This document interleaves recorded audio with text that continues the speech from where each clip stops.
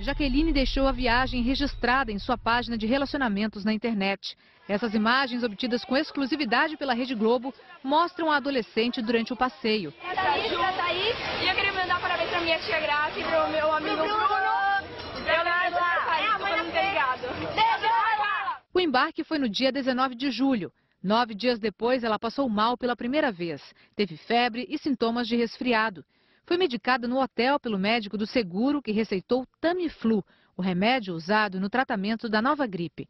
Na quinta-feira, dia 30, ela voltou a passar mal. Foi levada para o Celebration Hospital, em Orlando. Exames descartaram a gripe suína, mas apontaram que Jaqueline estava com pneumonia.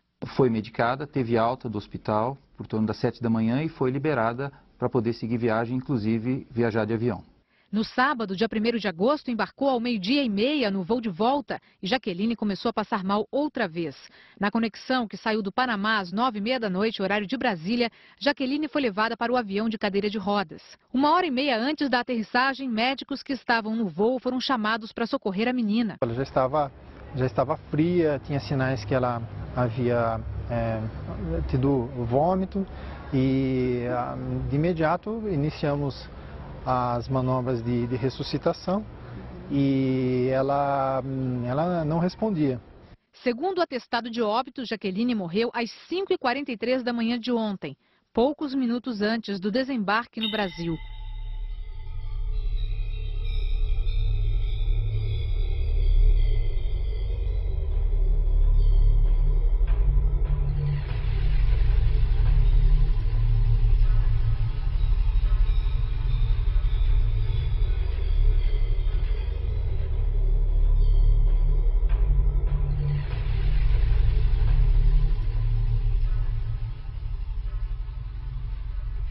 Quem deve tomar o Tamiflu? Apenas os pacientes com agravamento do estado de saúde nas primeiras 48 horas desde o início dos sintomas e aquelas pessoas que apresentam maior risco de apresentar um quadro clínico grave serão medicados com antiviral. Este grupo de risco é composto por idosos acima de 60 anos, crianças menores de 2 anos, gestantes, pessoas que tenham diabetes, doença cardíaca, pulmonar ou renal crônica, deficiência imunológica, por exemplo, pacientes em tratamento de câncer, em tratamento de AIDS, e também pessoas com doenças provocadas por alterações na hemoglobina, como a anemia falciforme. Os demais terão os sintomas tratados de acordo com a indicação médica. O objetivo é evitar o uso desnecessário e uma possível resistência ao medicamento, como já foi registrado no Reino Unido, no Japão e em Hong Kong.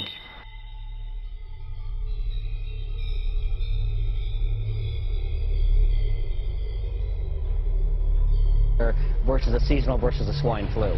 In fact, if you had to choose, you'd probably choose at this point the swine flu over the regular seasonal flu. Is that right? All right, now what do you think of the vaccination?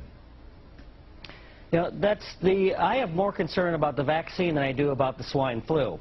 It's been rushed to market. There are high levels of adjuncts which basically make it more potent, so they can, it's kind of an unrefined method that they use. They had to use these high levels of these adjuncts, including thimerosal. It's an antiseptic preservative, and hasn't that been linked in some cases to autism? It has, and you look at it's been shown to cause autism in children with mitochondrial dysfunction. Now, and other is controversial, though highly implicated. And the problem is you don't know if your child has mitochondrial dysfunction. I also worry about children and people who have blood-brain barrier dysfunction or it's not fully developed, which include children, pregnant women, chronic neurological illnesses, and chronic fatigue syndrome and fibromyalgia. I've seen these people have been devastated by these infections. Would you give it to your kids? I definitely would not. You would not, all right? And in fairness, I've talked to 3 doctors in 3 days now, and all 3 have said absolutely they would give it to their kids. They intend to give it to their kids. They're going to take it themselves, but you say no. I definitely would not. I've seen it devastate people with chronic fatigue syndrome and fibromyalgia, highly implicated, again, in autism.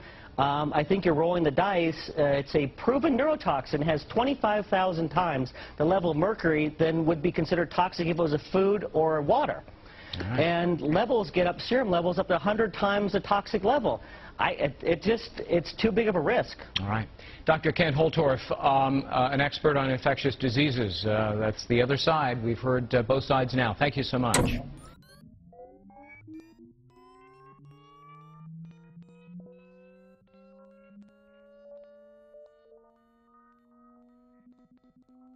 Priya. So what are the hopes for this new vaccine? Thanks. Well, the swine flu vaccine has raised concerns with people across the world. A new survey shows that 1/3 of British nurses have said that they will not take the swine flu vaccine because they're worried about the possible side effects. Now, the swine flu vaccine from back in the 1970s, which is supposed to be pretty similar to the one that's being offered today, has been linked to a neurological disorder called the Guillain-Barré syndrome. And joining me to discuss all of this is RT contributor and investigative journalist Wayne Madsen. Wayne, thanks so much for joining me. First of all, can you tell me who has taken the swine flu vaccine so far, and what have you heard about it? Well, apparently there has been a test community used already. We're also hearing that the vaccine that's being developed, they're saying it's not for everyone. Apparently children were used as, for lack of a better term, guinea pigs in Oklahoma. I know from talking to people in the research community, even scientists who helped develop the vaccine for smallpox are saying they're not going to take the vaccine and urging their friends and family not to take this vaccine either. And what kind of side effects did these children have, if any? Well, contained in the vaccine is a component called thimerosal, which has been proven, half of it is composed of mercury, and it's been proven to cause not only Guillain-Barré syndrome, but also autism in young children. There's been several court cases because of past vaccinations due to the autism issue. And so how will the swine flu vaccine be offered? Will it be mandatory for people? What have you heard about that? Well, there was a conference here in Washington last week where we have two themes present. We have the research community, the medical community, saying, look, what we need to provide the public is good information, and let them make the decision based on facts.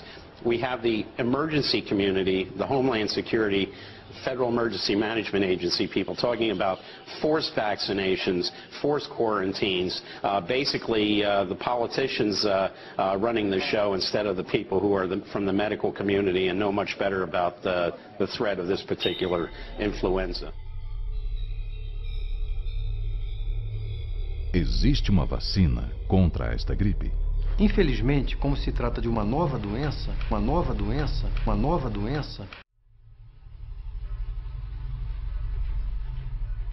I don't need another flu shot. I had a flu shot last year. A swine flu epidemic may be coming. Swine flu shot? Well, I don't know. I've been thinking about it. It could make you very sick. Swine flu? Man, I'm too fast today to catch me. You'll want to be protected. I'm the healthiest 55-year-old you ever seen. Hey, I play golf every weekend. Get a shot of protection. The swine flu shot.